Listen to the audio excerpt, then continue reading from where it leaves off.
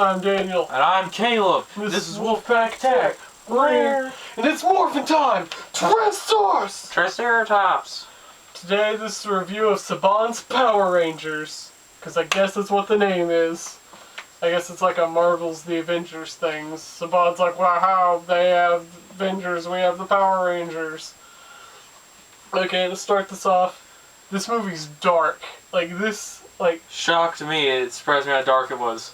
It's a very different take on the Power Rangers. A very good take.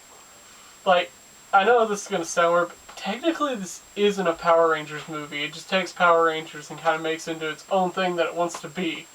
So, even if you're not a fan of Power Rangers, you might like this movie, because it's very different. Okay, so, the characters are definitely one of the strongest points of this movie. And I would definitely rank them. Billy is the best. All the way. He has the best humor, the best character development. Everything about him is just the best part of the movie. Jason doesn't fall that far behind. He is also very good, and they built up his character very great. Now, this is kind of like everyone else is just kind of... Okay, Zach is okay. His story doesn't go that far, but it goes further than Kimberly and Trini's, whose stories literally go nowhere. Their character development is like nothing. So, I definitely had a problem with that. Now, warning, slight spoilers. If you've seen all the trailers, then you're all good. We ain't gonna spoil the movie. But if you haven't seen the trailers, then small spoilers for stuff you would not know. Yes, because now we're going to be talking about Zordon. The way they did him was really cool. Bryan Cranston did very good as him. It was a very awesome take on what they did with Zordon. And Alpha 5 was very cool because it's like, he wasn't, and I don't think he's lame in the old show, but he wouldn't have fit in this kind of a movie. So they but it's like, he isn't entirely different. Like, he's still Alpha 5, they just changed him enough for him to fit in this world. And Bill Hader's really cool as him. Yes.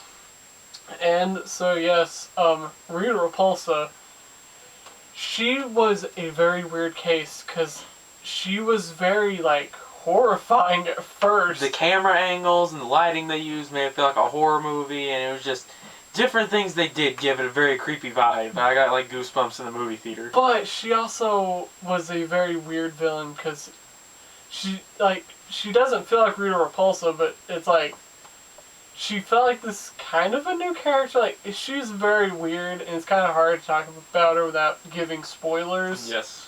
So maybe we'll make a spoiler video later. It kind of depends. You can say so in the comments if you want one.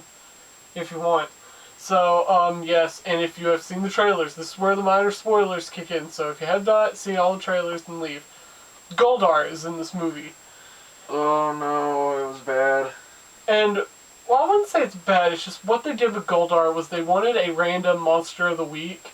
And they were like, well, everyone knows what Goldar is, so let's just do him. So they weren't going to do oh, let's do that giant pig monster that no one knows what that is. It's like, they wanted a random villain of the week, but they just used one that you'd recognize, which was Goldar, and Goldar meant more in the show, so it's just weird to see him being reduced to this random monster that's going to destroy the town. It's just liquid gold. It's like mac and cheese.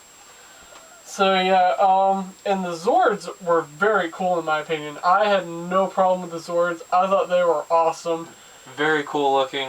My favorite design was Mastodon. I thought it looked very cool. And yeah, they were very cool in the Megazord. It's weird and it looks totally different, but once you see the movie, you get it, and it's very cool, and I thought they did a very good job with all the Zords. Now, the Ranger suits, I thought they were really cool. Yes. I loved the Ranger suits. It would have been nice if they just had a little tiny white things on them to make it look more like the suits, but I thought they looked really cool. The only thing I hated... liked the Iron Man chest plate thing. The only thing I didn't like was that sometimes their masks would come out so you could see their faces. I thought that made them look kind of lame. It's like, why do they keep doing that? It's that's stupid. I liked it better when they had the faces on, because they looked way cooler with them. I thought the designs were very cool. I got this shirt. Yes. Ow. So yes, another thing I want to talk about is, they had their powers when they weren't in the suits. That was a problem. Which was kind of weird, because, they kind of explain it, but it's also weird, because it's just well, I mean, you're morphing, like you're getting these powers from the suits. So then it's like they're jumping and they have like all the strength when they're outside of the Power Ranger suit. So it kind of makes you wonder, like, well, why you need the suits in the first place. But it also is like, I think it's very weird.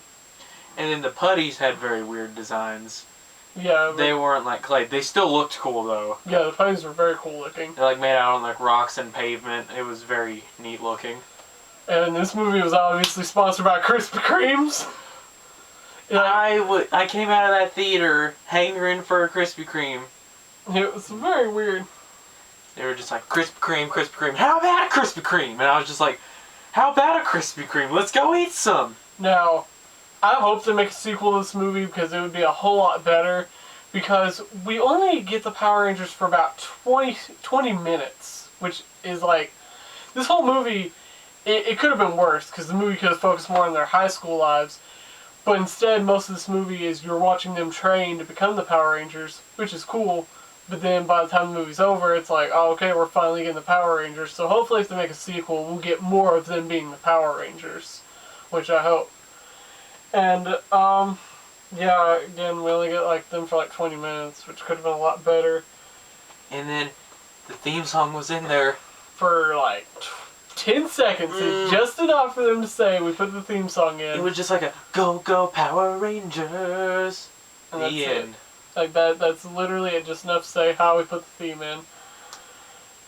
But, yeah, and also, they didn't have, the only one who had their weapon was Jason. Like, he summoned the sword, the power sword, but, like, Kimberly didn't have the bow. Zach didn't have his axe. Like, they were all missing their weapons except for Trini Jason. didn't have her daggers or anything. Like, Jason had his sword, but that was it. Which, Billy should have had the lance. I mean, he was the best one on there. yeah, I mean, I hate that they didn't have their weapons, but the fighting's very cool. So, I mean, yeah, that's pretty much what I thought about Power Rangers. Again, if you aren't a fan of Power Rangers, I would still recommend this movie. Because it's pretty cool, like, if you like movies, like, just cool action superhero movies.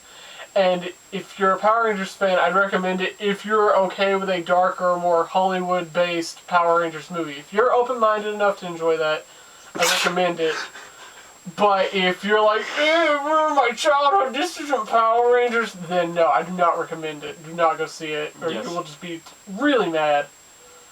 So, yeah. But I really liked it. It was good. Yeah, I really liked it too. I'm Daniel. And I'm Caleb. This is WolfpackATTACK. Rear! If you've seen Saban's Power Rangers, then tell me what you thought about it in the comments, and I'll see you next time. Goodbye. Bye.